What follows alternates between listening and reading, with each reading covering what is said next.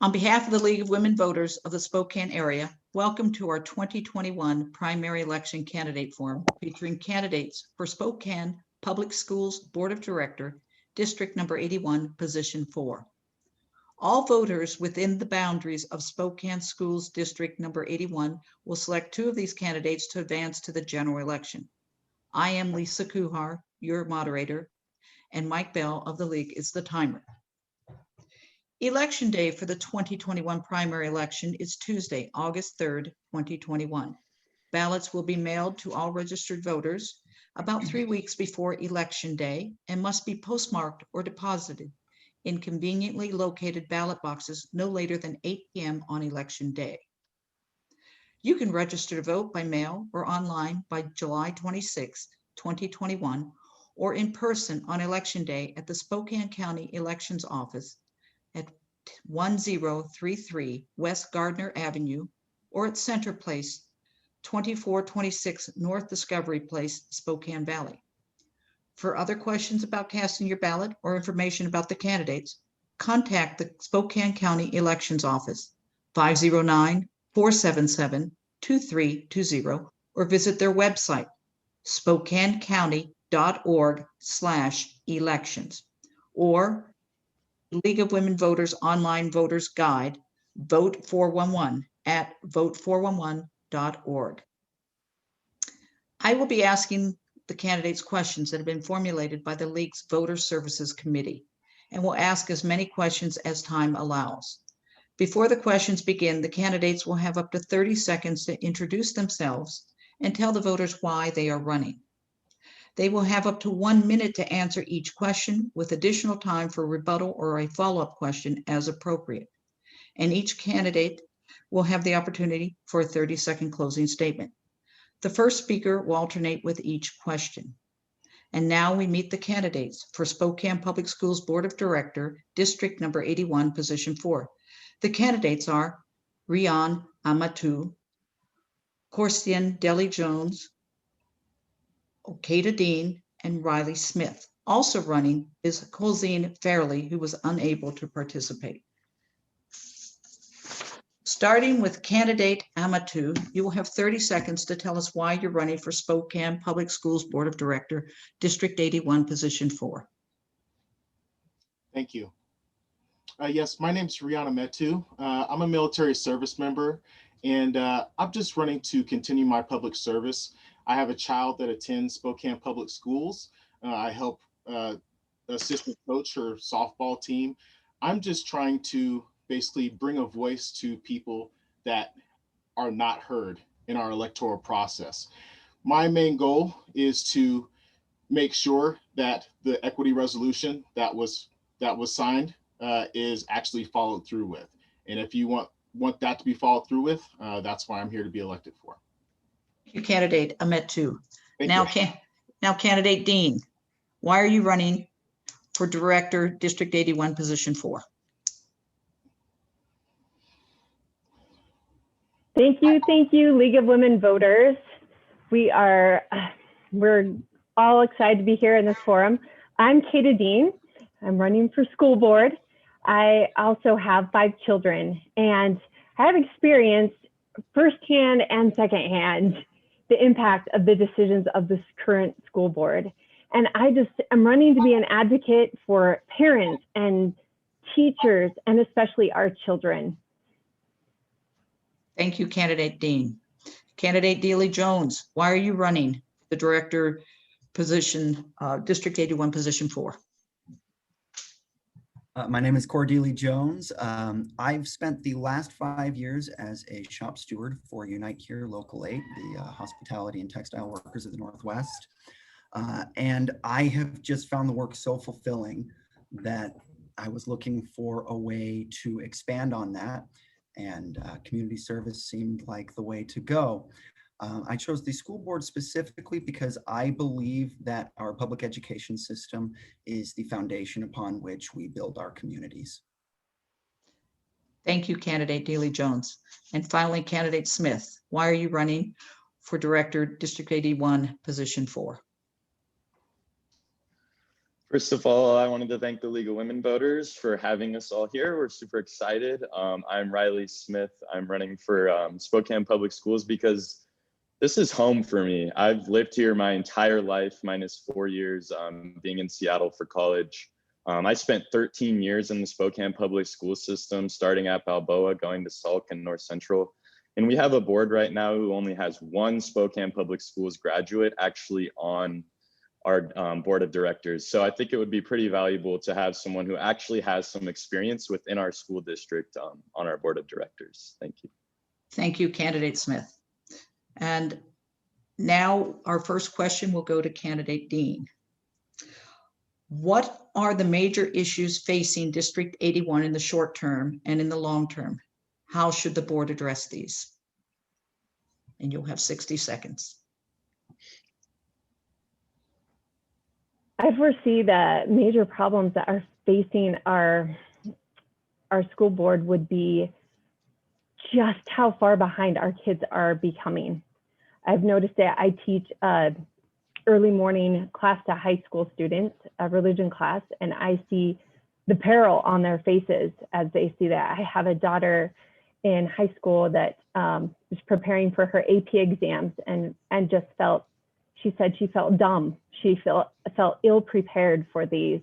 The teachers weren't able to give them the things that they needed, the support, even it was held back and restrained.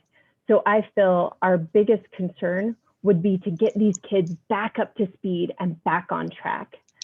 I also think that we have an opportunity to just advocate for them and to advocate for the teachers. I know other teachers weren't even given opportunities to check in on their students and help and provide the necessary things that they needed through this. Thank you, candidate Dean. We'll turn to candidate Dealie Jones. Same question. What are the major issues facing District 81 in the short term and in the long term? How should the board address these? In the short term, I think the obvious difficulty facing the board is the redrawing of the boundaries, and the board should address that specifically with the lens of equity that they promised last June. In the long term, I think that we are already experiencing growing pains as a city, and I think that those are going to be exacerbated over the next few years.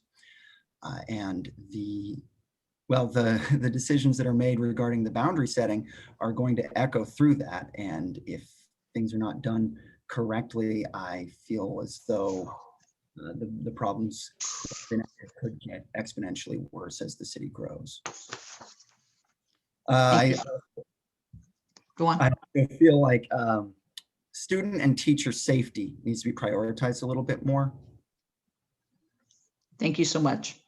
And candidate Smith, what are the major issues facing District 81 in the short term and in the long term, and how should the board address these? Yeah, I think in the near term, we're still definitely in the midst of a COVID pandemic recovery, and a lot of our students were left behind, throughout this pandemic and are falling behind even more. As someone who comes from a family that has educators, I know that this is what they're trained to do. They're trained to catch students up when they fall behind, and they know the best practices to do so. I believe we should be leaning on our teachers in this moment and letting them do what they do best. Our board is not full of educators, and that's good and bad, but I think that it's necessary that we let our teachers do what they do best. And in the long term, it's going to be preparing our students for a 21st century workforce. Life does not end after high school, and it actually just really begins. And I think that it's necessary we're preparing all of our students to participate in the economy. That comes, starts with apprenticeships, and trade schools aren't even allowed to be attending our career fairs right now, which is concerning and something I think that the board should really be talking about. Thank you, candidate Dealie Jones. Smith, my apologies.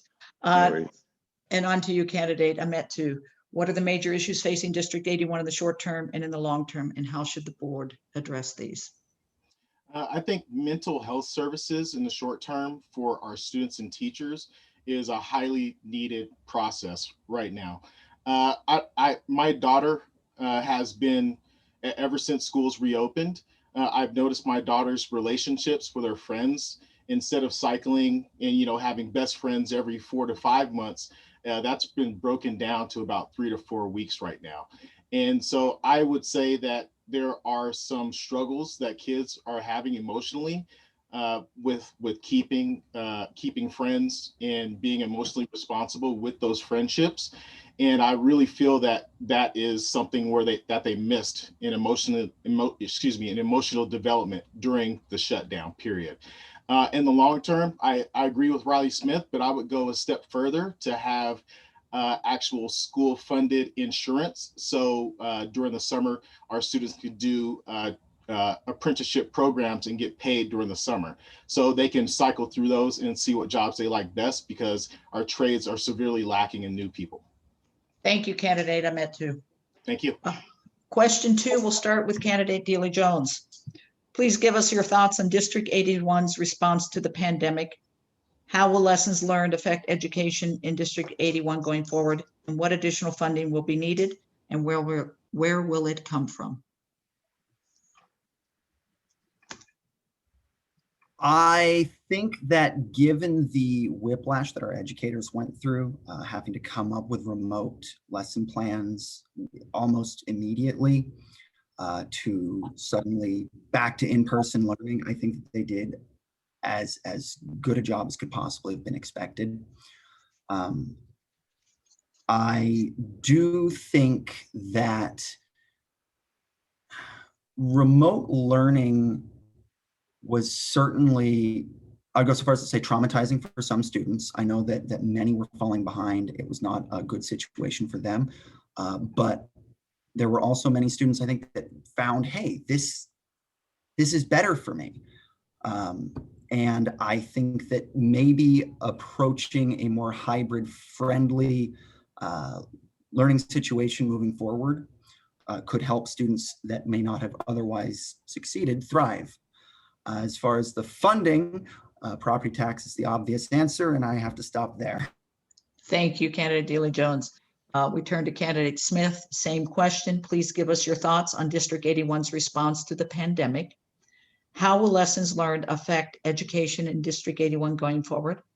And what additional funding will be needed and where will it come from?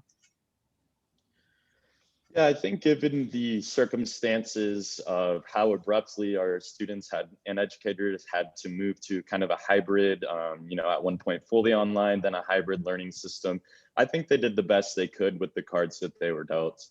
And a lot of the direction actually came from the state level, and it wasn't necessarily at the board's discretion the entirety of the pandemic.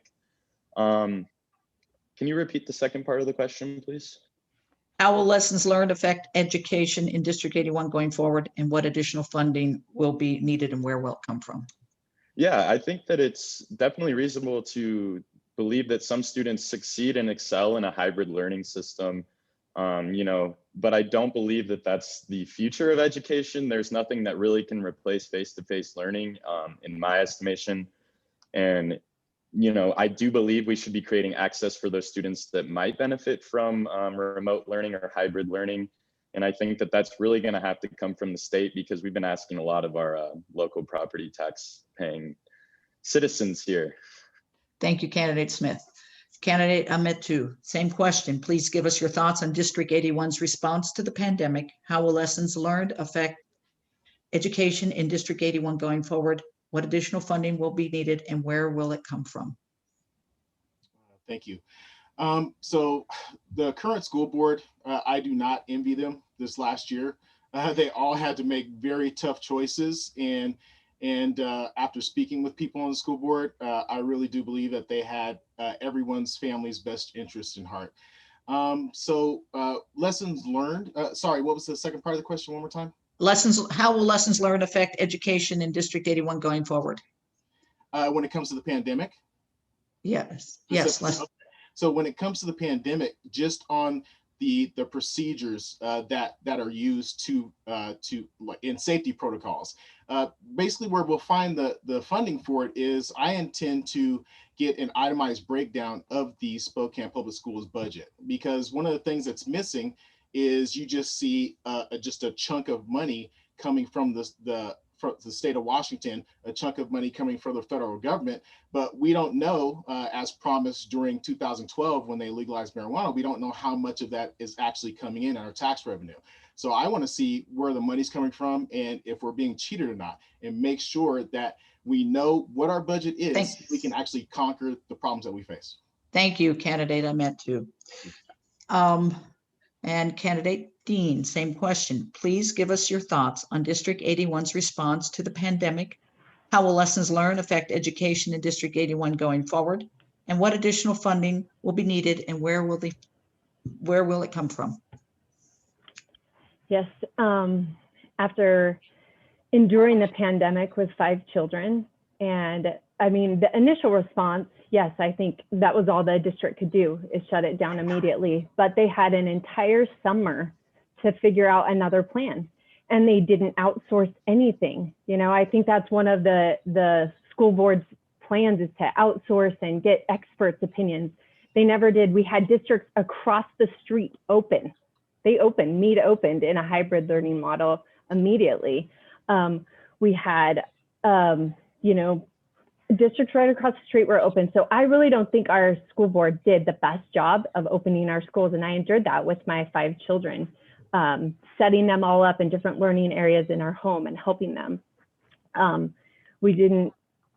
also think, as far as the funding, we are going to get federal COVID relief. So I think that will help immensely. We have, just like Amitu said, we need to make sure we need transparency in where the money's being spent. They had 2015 on our levy for how much money, you know, they weren't even reflective of our current, you know, increase in our home prices and our taxes. So that will be good to see that too across the board. Thank you, candidate Dean. We'll move on to question 3. And with this question, we'll begin with candidate Smith. How can the school board work collaboratively with families and community members, particularly with underrepresented communities in Spokane? I think it's important that we meet our community where they are. We need to make our school board meetings as accessible as possible. I would love to see them remain on a Zoom link every week, even when we continue to meet in person. But more importantly, we need to get into the community. We need to go to community centers in underserved areas. We need to go to the MLK Center. We need to go to the East Central neighborhood committee meetings. You know, all of these things are where our community are, and we need to go find them and seek them out. One thing during the redrawing of the boundaries we noticed was we had a committee of about 50 to 60 members, where only 8 of them resided from the northeast part of Spokane, and 4 of them left the committee halfway through because they said their voice wasn't being heard. So I think that's pretty concerning when boundaries are going to be most impactful in the northeast, probably anywhere in the city, that we're just okay letting 4 people leave because their voices aren't being heard, and we just carry on with the process like nothing happened. Thank you, candidate Smith. Candidate Amitu, how can the school board work collaboratively with families and community members, particularly with underrepresented communities in Spokane? I say we interact with them the same way we interact when we're trying to peddle their votes, is go directly to their doors and talk to them. Instead of relying on people that may be low income, have 2 or 3 jobs, going to a community center to talk to them, go and talk to them at their homes, talk to them where they are. That's how you talk to people where they are. For me personally, up until January of 2020, I had 2 jobs. The only day I had off was Sunday. And so I was working my butt off, and there was no time to go to a community center to have a conversation with somebody that I felt may or may not be representing me. So if you can knock doors to get people's votes, you can knock doors to talk to people and let people know what's going on within the school district. Thank you, candidate Amitu. Turn to you, Candidate Dean. Same question. How can the school board work collaboratively with families and community members, particularly with underrepresented communities in Spokane? Thank you. Yeah, I think it needs to be definitely a community outreach. Just with the drawing, just with the last school board meeting, I was just baffled with all of the North Central students, teachers, and parents that were just worried about their school all of a sudden becoming an inner city school, just with one drawing of the line. You know, I experienced even over that weekend, the drawing affected even my family. My kids got moved. I mean, it's been shifted so many times, and I feel the community is just seeking more presence with the decisions the board's going to make. I think it's a great idea to go out and knock doors. Also in the community, we can reach out to businesses, we can reach out to churches, and we can have a greater presence there in the community just with other people. I think also just making it accessible, like, yeah, the Zoom has been great, but I also think in person makes such an impact. I find that even when I was trying to make a comment on the school board. Oh, yes. Sorry. Thank you, Candidate Dean. And Candidate Dealie Jones, how can the school board work collaboratively with families and community members, particularly with underrepresented communities in Spokane? I agree with Candidate Smith and Candidate Amitu that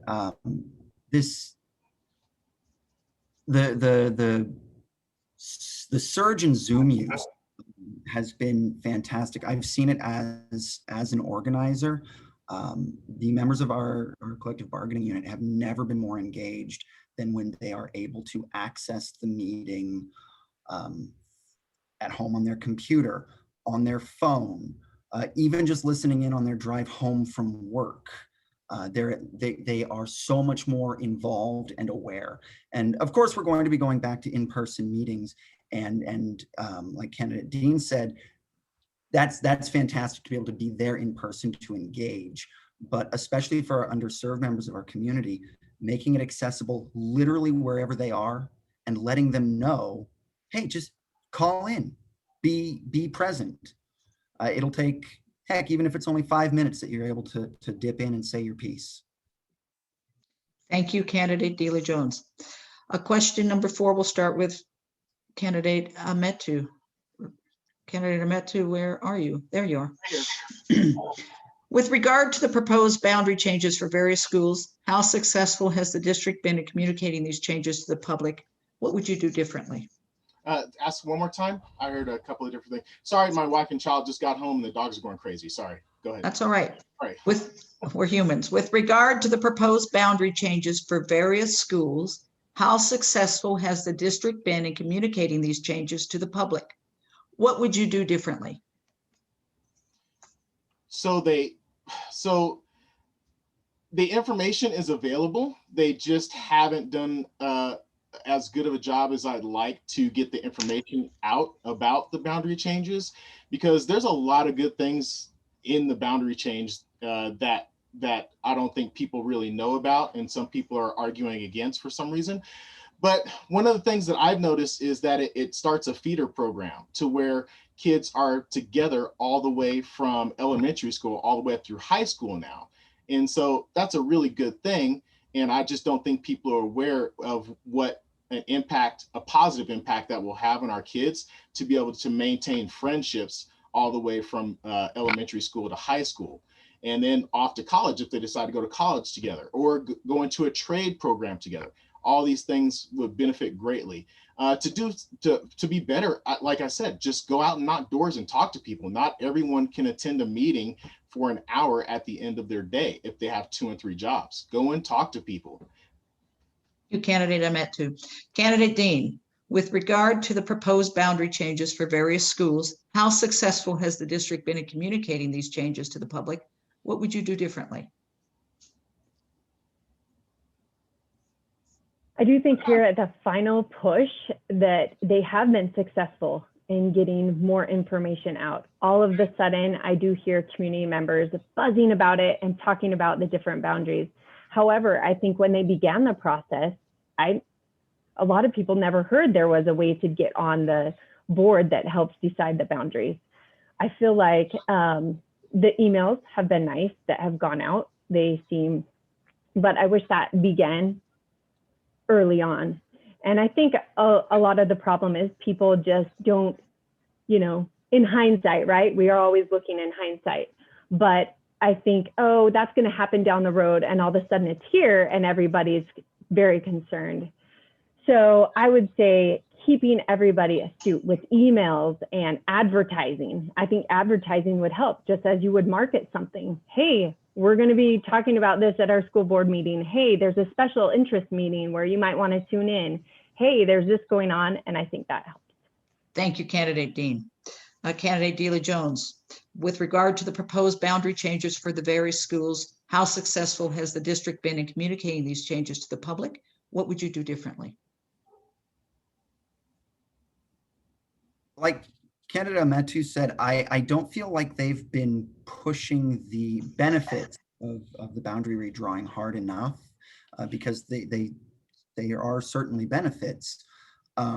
However, the largest complaint that I've heard about the change is that the gap between our schools in students receiving free and reduced lunches is increasing. And board members have addressed that by saying, well, that's just one metric, but they haven't really reconciled it with that equity resolution that they discussed. They haven't told us why that's not such a red flag. So I think explaining to the community why that chief concern is actually okay, if it is, would have been supremely helpful, and then emphasizing the successes. Thank you, Candidate Dealie Jones. Candidate Smith, with regard to the proposed boundary changes for various schools, how successful has the district been in communicating these changes to the public? What would you do differently?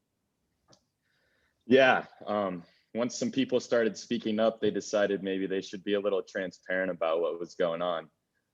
There was no transparency at the beginning of this process. Point blank, there was none. We had to ask several times for the research that was being leaned on to make these decisions that was just claimed as research, even to committee members. That's concerning. They should be public. Once people started raising concern, it was. They used their research to push their own benefits of the cohort model, where their own research also says that low achieving students would benefit from disruptions in their feeder programs. Directly into their research, that's what it says. So it's concerning to me when we have an equity resolution and folks are leaning on all this research. When as recently as 6 years ago, the Obama administration was actually giving money to school districts for integrating their schools. So there are problems that I have with the boundaries altogether, but I think that the transparency is the biggest problem. Thank you, Candidate Smith. We'll go on to question number 5, and we'll begin with Candidate Dean. Critical race theory and racial equity are terms much in the news lately. What do you think these mean, and how would they impact the policies of the school board?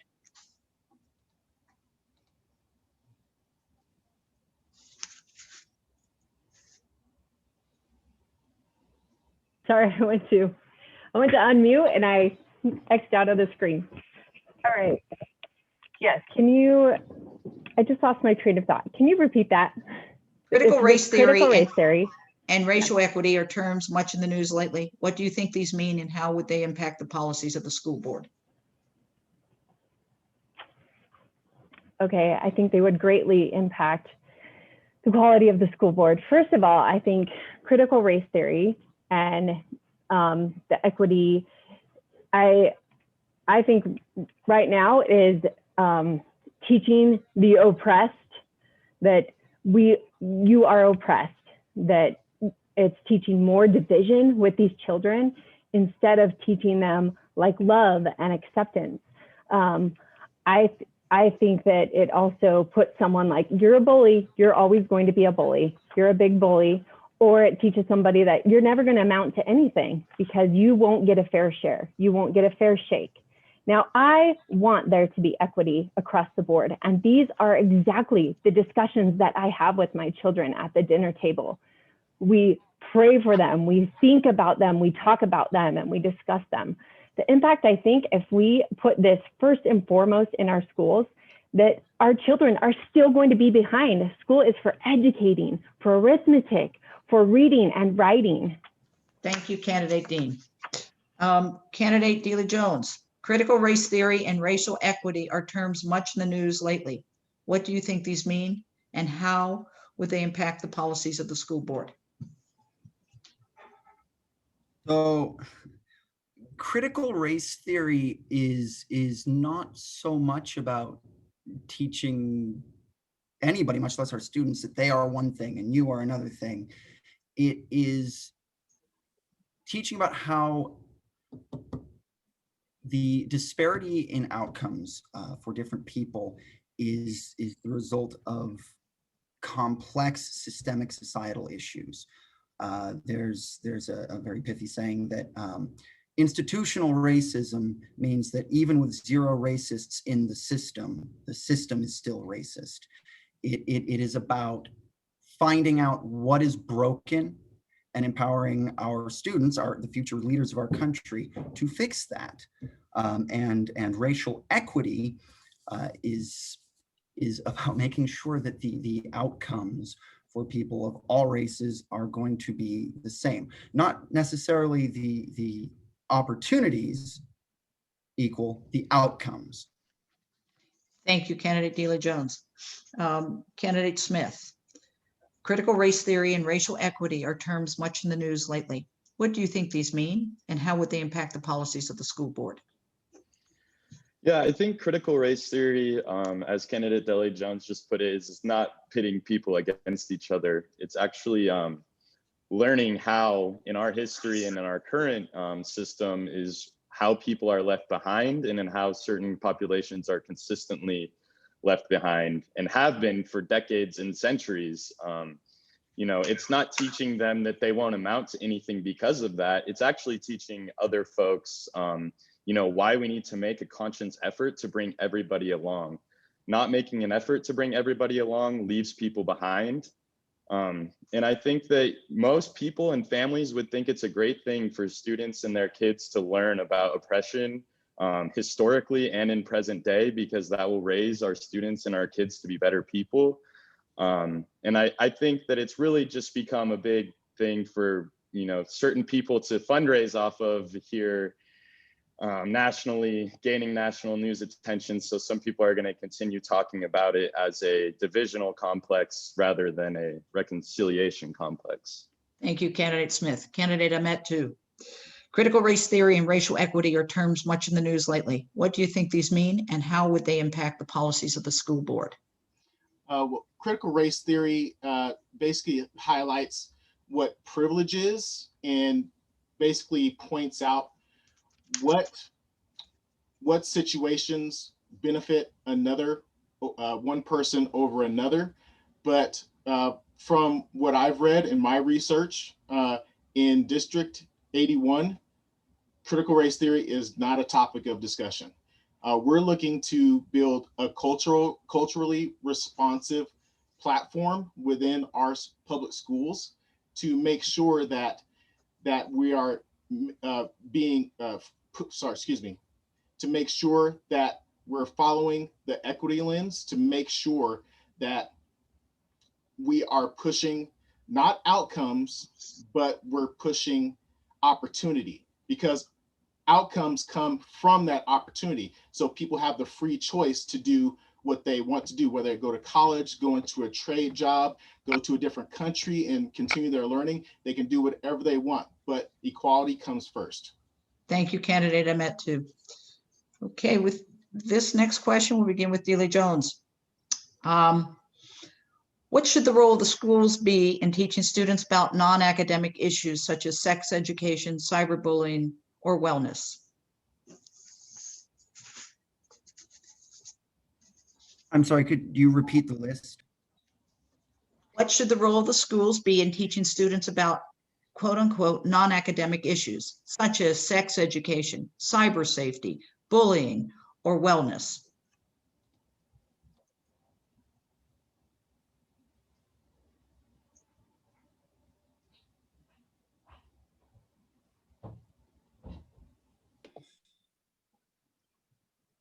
I think that one of the most important functions that our public education system should serve is to create responsible and well-informed citizens.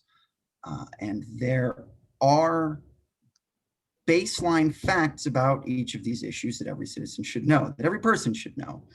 And I think that those are what the school systems, that's where a school system's responsibility lies. I don't think that they should dip into interfering with the personal beliefs taught by a student's family, so long as those beliefs are not, for lack of a better term, antisocial. Facts about these topics must be taught in such a way that the opinion aspect is left to the student, but the facts have to be taught. Thank you, candidate Dealie Jones. Candidate Smith, what should the role of schools be in teaching students about non-academic issues such as sex education, cyber safety, bullying, or wellness? I do think it's incumbent upon the school district to educate our students in all of these areas, with respect to what their families' beliefs are, and as long as we're not crossing those lines into areas of religion or other issues like that. And I think, having 13 years of public school education in Spokane, I can tell you that our sexual education programs were lacking. I got to my university in Seattle and there were a lot of things I did not know about sexual harassment, domestic violence, and other issues that I believe every citizen of our community should be well educated on, just for the safety of our community and the well-being of our students and our families. I know I wouldn't have any problem with my kids knowing what inappropriate touch is, from a loved one. I think that's very, very fair to be teaching. And I think we should be teaching sexual safety and other very important things as well. Thank you, candidate Smith. Candidate Amitu, what should the role of the schools be in teaching students about non-academic issues such as sex education, cyber safety, bullying, or wellness? I think all of those are needed in our education system, especially sex ed. I'd rather have someone with a PhD teaching my daughter about sex education or about sex than having her 12-year-old friend teach her about it. So yeah, sex education, it might be a difficult conversation, or it might be difficult for parents to hear their kids come home and talk about, different sex parts. But if you don't do it, or if our teachers don't do it, then someone else outside that may be trying to take advantage of them will. So it's good to have that conversation. When it comes to, what was the other one? Sorry, the other. Well, It's just sex education, cyber safety, bullying, wellness, or just some examples. Okay, on the topic of bullying, I really think that we should inherit in empathy classes for our students here in Spokane. Denmark has been using this practice for over 20 years, and now those people that live in Denmark, they think they live in they're the happiest people on the planet in their country. So it's something to look at to see if we can improve interactions between our kids. Thank you, candidate Amitu. Candidate Dean, what should be the role of the schools in teaching students about non-academic issues such as sex education, cyber safety, bullying, or wellness? Yes, I think they definitely play a role, and I appreciate that role that they do. However, I think our main priority needs to be education. Like, I'll go back to, reading, writing, and arithmetic. Right now, we currently have our Spokane Public Schools, we have 40% of our kids, 44% below math standards. We have 55% below English standards, 54% below our science standards, and we're the worst out of all of the districts in Spokane currently. I feel like that should be our biggest push. However, I do think it's important to have sex ed, and thank goodness our school district already had it in play, before our governor mandated that. However, we are mandated with the OSPI guidelines, and they are able to change those guidelines at any time. The other problem I have is teachers and don't always go with just the curriculum. They use their opinions all the time, and that can be detrimental to people's personal religious beliefs and other things. Thank you, Candidate Dean. Okay, candidates, we've come to the end of the time for the questions. You will each have 30 seconds to give a closing statement. And for this, we'll begin with Candidate Smith, please.